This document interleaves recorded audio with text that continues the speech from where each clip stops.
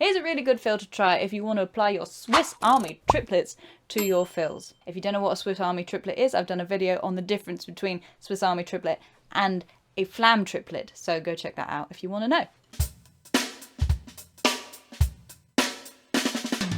So, Swiss Army triplet first, right hand leading, right, right, left.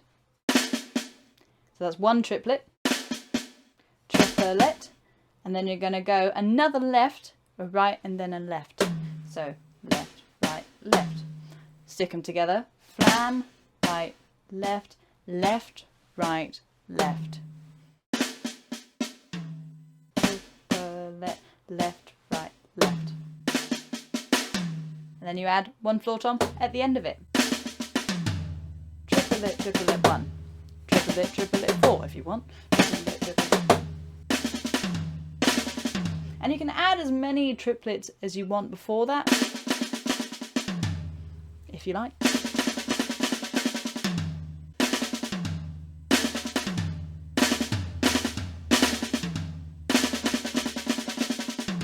So take that away and have fun applying Swiss Army triplets to your fills.